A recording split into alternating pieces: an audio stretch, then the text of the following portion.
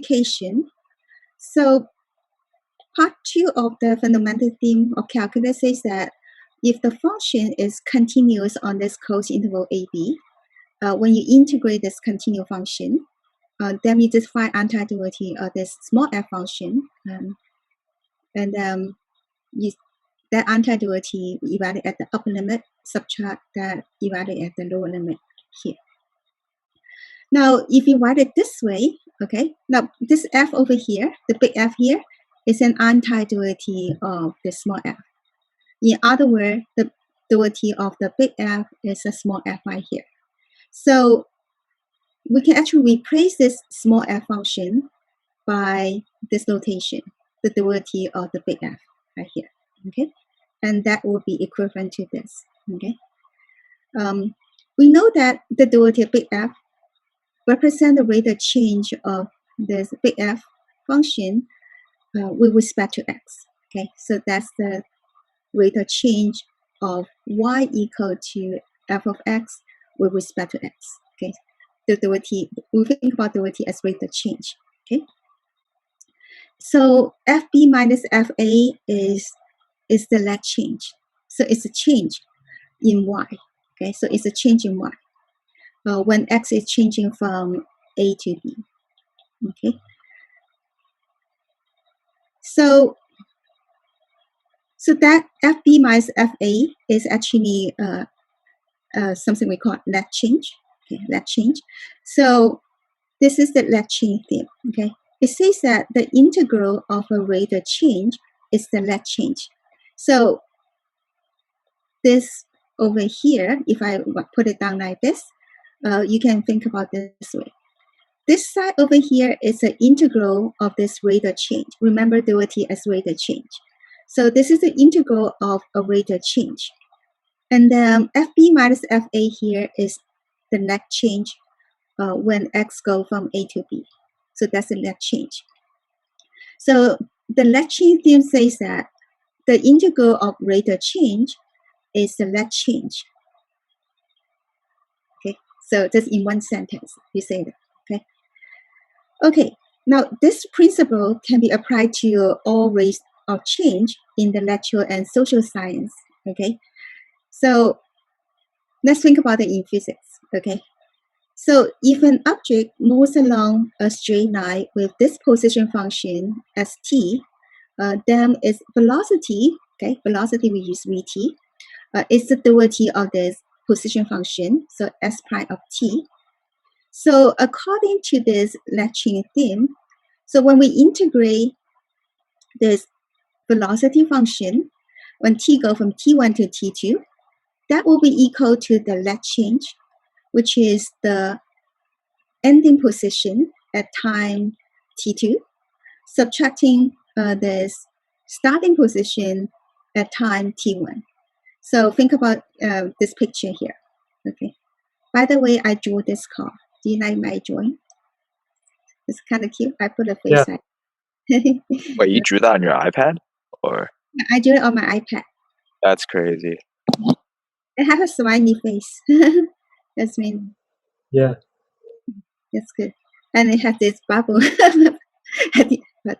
Okay, so okay, so it says the integral of the velocity here, okay, is actually equal to the change in position. Well, so this is the net change in position. So this is the net change of position, or we call displacement. In Chinese, we call that 位移. Okay, that's the change in position. Okay, so during the time period from t1 to t2, so s of t2 minus s of t1, so that's the displacement over here, and that is corresponding to the integral of the velocity from t1 to t2. Okay. Okay. Now, if we want okay. Now, what about if we want to calculate the distance traveled, okay, then the total distance traveled, okay, then what you do here is you will integrate the speed, okay. Remember speed, you don't consider the direction, right? So it's always going to be positive, Okay, so you put an absolute value here on this velocity function. That's the speed. Okay, that's the speed function. And then you integrate the speed over here from time t1 to t2. That will give you the total distance traveled. So suppose this car is like go forward and then you go backward again, forward and backward. And so the distance travel is different from the displacement. The distance travel is like this distance plus this distance plus this distance plus this distance, right? It's different from the displacement. Then to find the total distance travel, you integrate the speed function, which is the absolute value of this velocity function. Okay. Now I'm going to use this. We will use some example later on to explain that. Okay. So displacement is the integral of this velocity function. Okay. Distance will be the integral of the absolute value of the velocity, which is the speed. Okay, so this is the speed. Okay. Okay, so for example, this is the velocity function. So over here, velocity is above this t-axis, so it's positive. Okay, and now you have a negative velocity, positive velocity. So the displacement is actually correspond to the positive one. You add this two, and you subtract this one below this t-axis. So that's the displacement. But the distance here is actually consider this is the integral of the speed. So you add all this area here, a1 plus a2 plus a3. It's all positive. Okay. So remember, we also learned that the acceleration of the object is the derivative of the velocity. Okay. So the Net Change Theorem says that. So this is the derivative of the velocity. So when you integrate this right here, so that will be equal to the velocity at t2 subtract the velocity at t1, because this is a derivative of velocity. Then you take the velocity at this time, subtract the velocity at this time. Okay, question about this?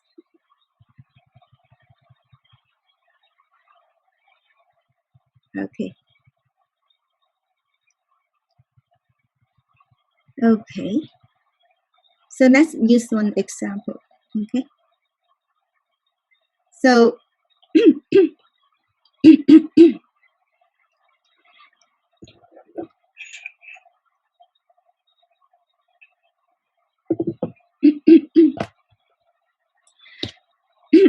so basically what it says over here is that when you integrate the acceleration from time t1 to t2, is the change of velocity from time t1 to t2. Okay. Right. So let's take a look at this example. Okay. I would like to ask someone to volunteer to read this to the class. Okay. Example 6. Any volunteer to read from here to here? I can read it. Okay, great.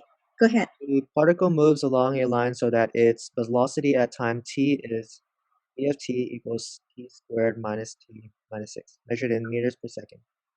Find the displacement of the particle during the time period greater than or equal to 1. Or equal to 1, and less than or equal to 4. Yes. Traveled during the Okay, great. Okay, thank you. That's nice. Okay. All right. So we have this. Now let's do part A first. Okay. So try to find the displacement of the particle during this time period, t greater equal to 1, less than equal to 4. Okay. How do you do that? Okay. Can you tell me how can you find displacement? What's the displacement? Anyone?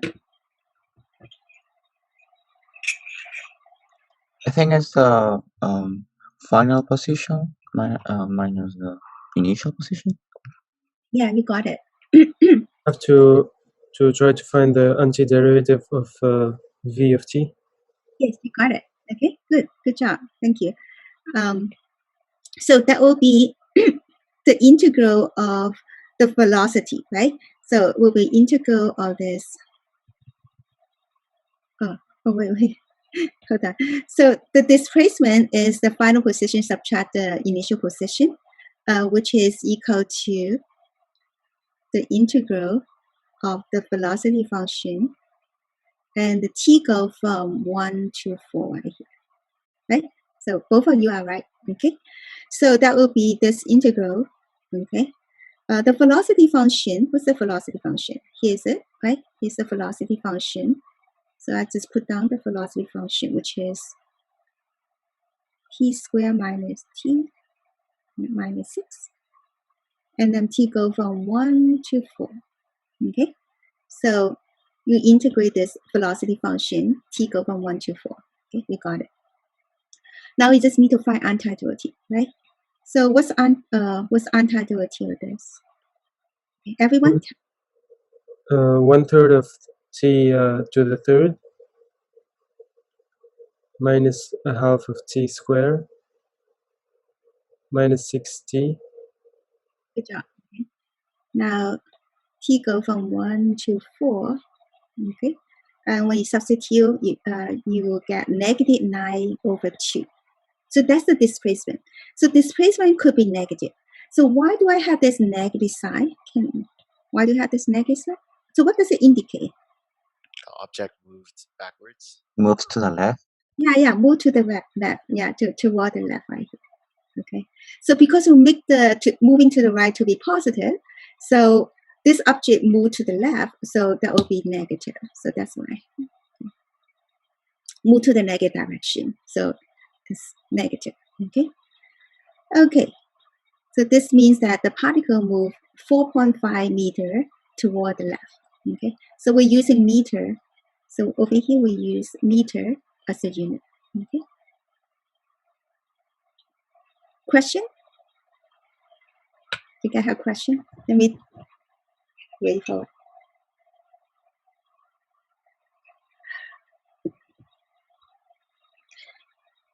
Okay, so we're going to continue with part B. Okay, so part B over here, find the distance. So find the distance travel during this time period. Okay, distance travel. Okay, notice that. So for the distance travel, okay, is the we integrate the speed. Remember, we put the absolute value on the velocity function, so that will be the speed. So when we integrate the speed, that will be the distance traveled. Okay.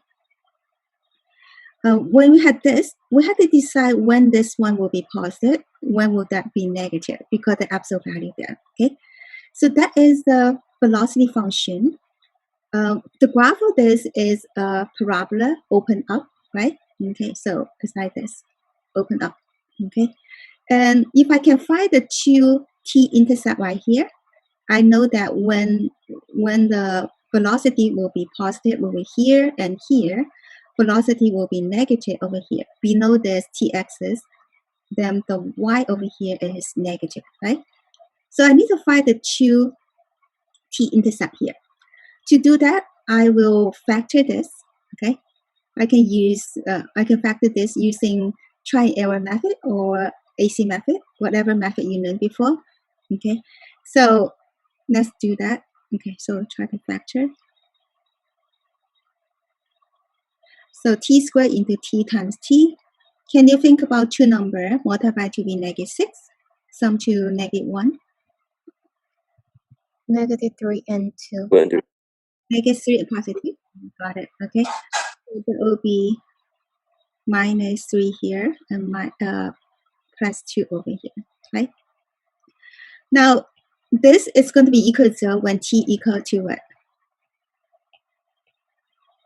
3 or negative 2, right?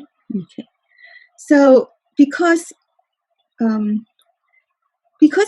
this integral over here, we consider the time period from 1 second to 4 seconds, right? During this time period.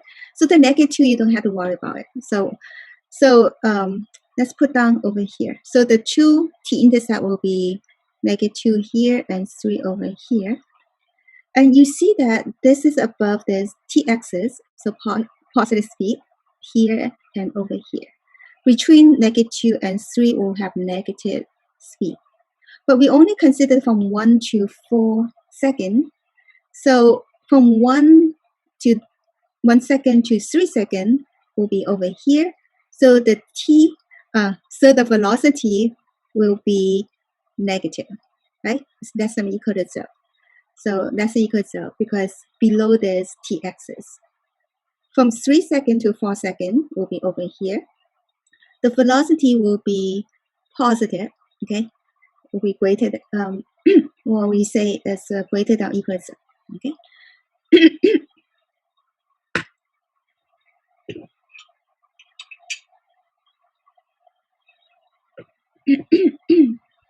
So we break it into 2 parts, okay? So we break this integral into 2 integrals. Depends on if the velocity positive or negative, okay? So the first one, so we break it from 1 to 3, and then here from 3 to 4, okay? Yeah. So over here, we just bracket right here, okay? Now from 1 second to 3 seconds, the velocity will be negative, less than or equal to 0. So the absolute value of Vt is equal to the opposite of Vt, right? So that is equal to the opposite of the velocity, okay? From 3 seconds to 4 seconds, the velocity will be positive. So the absolute value of the velocity will be equal to the velocity itself. So just put Vt. Okay. So you see that over here, the velocity over here, it is negative. So absolute value of that is equal to the opposite of that. Velocity over here, it is positive. So the absolute value of the velocity will be equal to velocity itself. Okay. Okay, now we get to this. So this is the opposite of the velocity. The velocity function, it is velocity function with t squared minus t minus 6. Okay, so that's the velocity function. So opposite of that, so we take opposite of this, then we're going to get negative t squared plus t plus 6. So I'm taking the opposite of this. So I put it over here. Okay. Now you just need to find antiderivative of this one and this one, right? Okay. Antiderivative this will be, everyone tell me what would that be? Negative. T cubed over 3. Good job. Continue. Plus t squared over 2. Got it. Good job. Okay. And then plus 6t. You got it. Okay. And then this one? It's the same thing, but like positive. Yeah. Negative and negative. Yes, you got it. Good job. Okay. And then you will substitute. Okay. Calculate. You got this. You see that it's actually, they put this in the improper fraction, or you can put that in decimal, right here. Okay. So I think this is approximate equal to. So if they want exact answer, you use this fraction. If you want approximation, you can use this decimal right here. Okay. And then for word problem, I always want students to write the complete sentence at the end. So the distance traveled during this time period is about 10.17 meters. So that's a complete sentence. Okay. Okay. Notice that to integrate this absolute value of Vt, so we use the property 5 of integral from section 5.2. We split the integral into 2 parts. One where the Vt is going to be less than or equal to 0, and one Vt is greater than or equal to 0. Okay, so we split this one into 2 integrals using property 5 of 5.2. Okay. Okay. Net change theorem. Okay, so the net change theorem says that if you integrate a rate of change f prime, that's equal to the net change. So equal FB minus FA right here. Okay. This principle can be applied to all of the rate of change in natural and social science. Okay. Let's think about that in population growth. Okay. Say NT is stand for the population. It's a function of time t. Okay, as a time t change, the population change. So this is a function of time. That's the population. Okay, dn dt is the rate of change of this population. So it's the rate of growth of a population. Okay, which actually not necessary to be growth, could be decreasing, right? So maybe say rate of change of the population. Okay. So when you integrate this rate of change over here of this population, you get the net change in population from this time to this time. Okay. All right. Now, right now we're in a pandemic, right? So the rate of change of infected cases, okay, you can have this rate of change of that. Okay, when you integrate it from this time to this time, so that will be a net change in the number case. Okay. Okay. So number 2 for chemical reaction. Okay. Now this bracket over here is actually for this is the concentration of the. That's for the concentration. Okay, it's the concentration of the product of a chemical reaction at time t. So you want to say something? Oh no, never mind. Never mind. Oh, okay, okay. Let's see. So did you guys take chemistry? You took chemistry. Okay. So this is for concentration of stand for the concentration of some chemical. Okay, at the time t. Okay. So dCdt is the rate of reaction of that chemical reaction. Okay. Now, when you integrate this rate of reaction over here from time t1 to t2, you actually get the net change in the concentration of that chemical from time t1 to t2. Okay, so that's in chemistry. Now, in economic, okay, C of x here is the cost of producing x units of a commodity. Okay, commodity. So C prime, the derivative of that is called the marginal cost. Okay, it's the rate of change of that. It's the marginal cost. So when you integrate this rate of change over here from x1 to x2, okay, from this unit to this unit. For example, like if you produce 100 unit to 1,000 unit, and here is the rate, here's the marginal cost, they're actually equal to the increase in cost when the production is increased from x1 to x2. So when you increase the production, say from 100 to 1,000, what will be the increase in cost right here? So that will be this. So it's going to be, so calculus is used a lot in other science. Okay. Right, so that's the end of 5.4. Okay.